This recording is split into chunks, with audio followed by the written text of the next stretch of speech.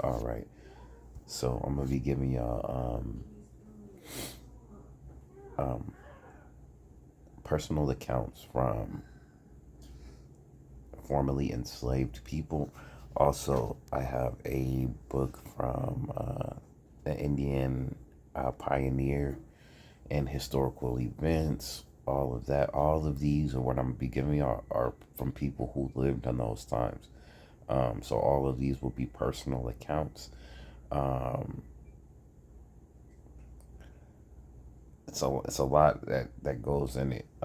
It's just really just clear cut and raw and uncut. Y'all, so be prepared. TikTok, this is for education, no, and entertainment only. It's for education, entertainment purposes only. I'm an actor, and these are all acts and scripts. All right, so let's get into it.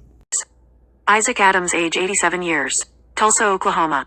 I was born in Louisiana, way before the war. I think it was about 10 years before, because I can remember everything so well about the start of the war, and I believe I was about 10 years old. My mammy belonged to Mr. Sack PG. I don't know what his real given name was, but it maybe was Saxon. Anyways, we all called him Master Sack. He was a kind of youngish man, and was mighty rich. I think he was born in England. Anyway, his pappy was from England, and I think he went back before I was born. Master Sack had a big plantation 10 miles north of Arcadia, Louisiana. And his land run 10 miles along both sides. Be gone all day and still not get all over it. There was all kinds of land on it, and he raised cane and oats and wheat and lots of corn and cotton. His cotton fields was the biggest anywheres in that part, and when chopping and picking times come he would get Negro-s from other people to help out. I never was no good at picking, but I was a terror with a hoe. I was the only child my mammy had. She was just a young girl, and my master did not own her very long. He got her from Mr. Addison Hilliard, where my pappy belonged. I think she was going to have me when he got her. Anyways, I come along pretty soon, and my mammy never was very well afterwards. Maybe Master Sax sent her back over to my pappy. I don't know. Mammy was the house girl at Mr. Sax because she wasn't very strong, and when I was 4 or 5 years old she died. I was big enough to do little things for Mr. Sack and his daughter, so they kept me at the mansion, and I helped the houseboys. Time I was 9 or 10, Mr. Suck's daughter was getting. Just to point out some things, out of all the slaveholders, his last name does not match up to anybody's that he's named. Um, so that's one thing I've noticed. I'm gonna keep going. To be a young woman 15 or 16 years old, and that was old enough to get married off in them days. They had a lot of company just before the war, and they had a whole bunch of house Negroes around all the time. Old Mistress died when I was a baby, so I don't remember anything about her, but young Mistress was a winder. She would ride horseback nearly all the time, and I had to go along with her when I got big enough. Did go around the quarters, so I don't know nothing much about the Negroes Mr. Sack had for the fields. They all looked pretty clean and healthy, though, when they would come up to the big house. He fed them all good and they all liked him. She never. He had so much different kinds of land that they could raise anything they wanted, and he had more mules and horses and cattle than anybody around there. Some of the boys worked with his fillies all the time, and he went off to New Orleans ever once in a while with his racehorses. Daughter, but they never took me. He took his. Some of his land was in pasture, but most of it was all open fields, with just miles and miles of cotton rows. Along one side he called the old fields. There was a pretty good strip, that's what they called the land that was wore out and turned back. It was all growed up in young trees, and that's where he kept his horses most of the time. The first I knowed about the war coming on was when Mr. Sack had a whole bunch of white folks at the big house at a function. They didn't talk about anything else all evening, and then the next time they come nearly all their men folks wasn't there, just the women folks. It wasn't very long till Mr. Sack went off to Homa with some other men, and pretty soon we knew he was in the war. I don't remember ever seeing him come. I'm gonna point out the fact that he said they were eating good, and yet we have not found any like people getting whooped on. I'm not saying it didn't happen because I read further enough into these stories where I know it happened for on certain circumstances. but he hasn't mentioned anything about it, and he's mentioned him eating good, that they fed them very well. Um, Also, I want to point out that we still talk the same, y'all. Um, if you see right here, it says the first I knowed about the war coming on was when Mr. Sachs had a whole bunch of white folks at the big house at a function. What did we still gonna pull up to the function? You know what I'm saying? Where the function at? We still talk the same. So I thought that was kind of fly. Because we still talk. You know what I'm saying? Who don't got no culture? Okay, we're gonna pick up. I don't remember seeing him come. Home. I don't think he did until it was nearly all over. Next thing we know, they was Confederate soldiers riding by pretty nearly every day in big droves. Sometimes they would come and buy corn and wheat and hogs, but they never did take any anyhow, like the Yankees done later on. They would pay with billets, young Missy called them, and she didn't send them to get them cashed but saved them a long time, and then she got them cashed, but you couldn't buy anything with the money she got for them. That Confederate money she got wasn't no good. I was in Arcadia with her at a store, and she had to pay 75 cents for a can of sardines for me to eat with some bread I had, and before the war you could get a can like that for 2 cents. Things was even higher then than later on, but So before the war, you can get a can of sardines for 2 cents. Two. While the war was going on, 75 cents. That's some inflation for your ass. God. Let's continue on. that's the only time I saw her buy anything. When the Yankees got down in that country, the most of the big men paid for all the corn and meat and things they got, but some of the little bunches of them would ride up and take hogs and things like that and just ride off. They wasn't anybody at our place but the women folks and the Negroes. So, there was nobody at the place. These men went off to war and left these Negroes with their women.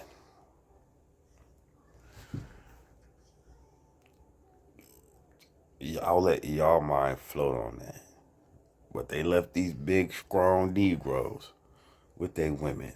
I'm pretty sure they came back to some mulatto babies. I'm just saying. Some of Mr. Sachs' women kinfolks stayed there with young mistress. Along at the last, the Negroes on our place didn't put in much stuff. Just what they would need, and could hide from the Yankees, because they would get it all took away from them if the Yankees found out they had plenty of corn and oats. The Yankees was mighty nice about their manners though. They camped all around our place for a while. There was 3 camps of them close by at one time, but they never did come and use any of our houses or cabins. There was lots of poor whites and Cajuns that lived down below us, between us and the Gulf, and the Yankees just moved into their houses and cabins and used them to camp in. So, white tea folks, don't get it fucked up. Y'all was doing bad out there too. It says right there where there were lots of poor white folks and Cajuns. Lots of poor white folks, y'all. So, I don't want. Start getting history corrected and what really went on, what goes on, and what happened. Let's continue on. The Negroes at our place and all of them around there didn't try to get away or leave when the Yankees come in. They wasn't no place to go, anyway, so they all stayed on. But they didn't do very much work to take care of themselves and their white folks. Just enough. Master Sack come home before the war was quite over. I think he had been sick, because he looked thin and old and worried. All the Negroes picked up and worked mighty hard after he come home, too. That's why I'm not into these employee jobs. And you see that they was cool and they wasn't tripping until the master came back. Oh, let's get to work. That's why. And you can still see that today at any job that you work. So this is another reason why we must break these chains, y'all, and do for self. So we ain't gotta be scattering when a motherfucker walk in the room or a white C person walk in a room, manager or whatever, overseer. That's all it's modern day slavery, y'all. But let's continue on. One day he went into Arcadia and come home and told us the war was over and we was all free. The Negroes didn't know what to make of it, and didn't know where to go, so he told all that wanted to stay on that they could just go on like they had been and pay him shares. About half of his Negroes stayed on, and he marked off land for them to farm and made arrangements with them to let them use their cabins, and let them have mules and tools. They paid him out of their shares, and some of them finally bought the mules and some of the land. On off and tried to do better somewheres else, but about half went. I didn't stay with him because I was just a boy and he didn't need me at the house anyway. Late in the war my pappy belonged to a man named Sander or Xander. Might been Alexander, but the Negroes called him Mr. Sander. Then pappy got free he come and asked me to go with him, and I went along and lived with him. Had a sharecropper deal with Mr. Sander and I helped him work his patch. That place was just a little east of Homa, a few miles. When my pappy was born his parents belonged to a Mr. Adams, so he took Adams for his last name, and I did too, because I was his son. I don't know where Mr. Adams lived, but I don't think my pappy was born in Louisiana. Maybe. I think his parents come off the boat, because he was very black, even blacker than I am. Alright, so a few things in here. Alright, so I think we may have found where he may have got the Adams name, because Mr. Adams owned his pappy in Louisiana. And he said, listen, I think his dad parents came off a boat because they were very black, even blacker than, so he said came off the boat. So there definitely could have been some slave trade, but he's differentiating these Africans from what he's seen, because he said because he was black, even blacker than I am. So in skin tone, he's seeing a difference with them, with certain people. You know what I'm saying? So there definitely could have been some slave trade, but there definitely were some indigenous people of color that's going. And we don't know where they came from. He just said, I think his parents come off the boat. So that story in itself. But you see, he's removed from his grandparents, y'all. And he's removed from his parents because he doesn't really even know his father's story. He says, I don't think my papi was born in Louisiana. Alabama, maybe. He don't know. He does not know his place of origin, because we were moved around from our families and sold back and forth so much. He don't know. But I did some light genealogy on Mr. Adams here, and both of his parents were born in the States. Lived, but I don't think my pappy was born in Louisiana. Alabama, maybe. I think his parents come off the boat, because he was very black, even blacker than I am. I lived there with my pappy until I was about 18, and then I married and moved around all over Louisiana from time to time. My wife gave me 12 boys and 5 girls, but all my children are dead now but 5. My wife died in 1920 and I come up here to Tulsa to live. One of my daughters takes care and looks out for me now. I seen the old Sac PG place about 20 years ago, and it was all cut up in little places and all run down. Never would have known it was one time a big plantation 10 miles long. I seen places going to rack and ruin all around all the places I lived at in Louisiana, but I'm glad I wasn't there to see Master Sac's place go down. He was a good man and done right by all his Negroes.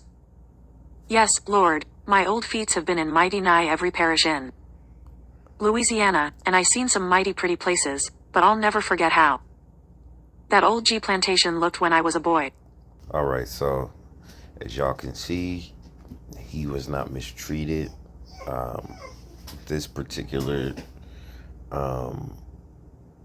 plantation, the Negroes weren't mistreated. They were treated well, give or take. You know what I mean? Slavery is slavery. Let's not get that fucked up.